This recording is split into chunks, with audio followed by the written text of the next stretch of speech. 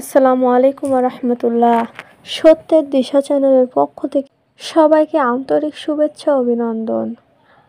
আশা করি আল্লাহর অশেষ মেহেরবানিতে আপনারা সবাই ভালো আছেন। সুপ্রিয় দর্শক, আজকে আপনাদের সঙ্গে আলোচনা করব প্রিয় মানুষকে বিয়ে করার দোয়া। আল্লাহর কাছে ভালোবাসার মানুষকে স্বামী হিসেবে চাওয়ার দোয়া করা যাবে।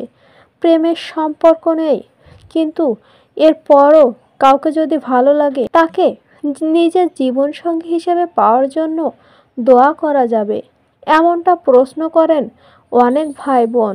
তাদের জন্য উত্তর হলো, নির্দিষ্ট কাউকে জীবনসঙ্গী হিসাবে কামনা করে দোয়া করা উচিত নয়, বরং উত্তম উচিত হচ্ছে আল্লাহর কাছে যোগ্য ও কল্যাণ উত্তমের দোয়া করা। কেননা আল্লাহ আপনার ধারণা থেকেও উত্তম জীবনসঙ্গী দিতে পারেন। তবে এরপরও যদি কাউকে পাওয়ার দোয়া করতে চান, তাহলে এভাবে দোয়া করুন যে, হে আল্লাহ, যদি সে আমার জন্য কল্যাণকর হয় তাহলে তাকে আমার জন্য জীবনসঙ্গী হিসাবে কবুল করুন। অনেক সময় এমন হয়, আজ যে জিনিস পাওয়ার জন্য আমরা উদগ্রীব থাকি, দুদিন পর সেটা কারণে উৎকৃষ্ট হয়ে উঠি। আবার আজ যা থেকে দূরে সরে থাকার ব্যাপারে চেষ্টারত থাকি, কয়েকদিন পর তা পেয়েছি বলে আনন্দিত হই।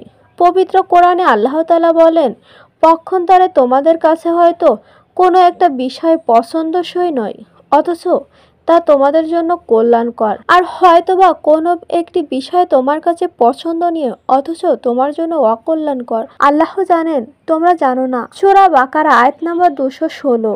প্রখ্যাত মুসলিম মনীষী আল্লামা ইবনে জাওর রাদিয়াল্লাহু বলেন, আল্লাহ তাআলার কাছে কোনো কিছু নির্দিষ্ট করে চাওয়া থেকে বিরত থাকবে। তবে কোনো কিছু নির্দিষ্ট করে চাওয়া কল্যাণের দোয়ার সঙ্গে যুক্ত থাকলে অসুবিধা নেই। কেননা অনেক সময় বহু পাঠ্যকবি কাঙ্ক্ষিত বস্তু অর্জন ভবিষ্যতের ক্ষতির কারণ হয়ে দাঁড়ায়। সাইদুল খাতির 352।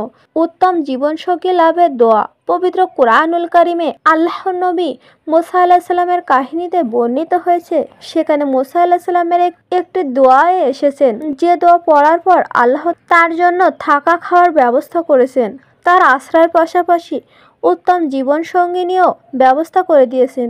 সেই দোয়াটি হলো, রাব্বি ইন্নী লিমা আনজালতা ইলাইয়া মিন খাইরিন ফাকরি।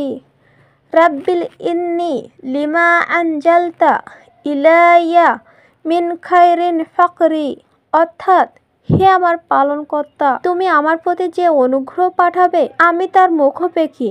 পবিত্র কোরআনে বর্ণনায় আরও একটু দোয়াও করা যায়। আল্লাহ তাআলা দোয়া শিখিয়ে ইরশাদ করেছেন, দোয়াটি হলো, রব্বানা হাবলানা মিন আজওয়াজিনা ওয়া যুররিয়াতিনা কুররাতা আয়ুনি ওয়াজআলনা লিলমুত্তাকিনা ইমামা।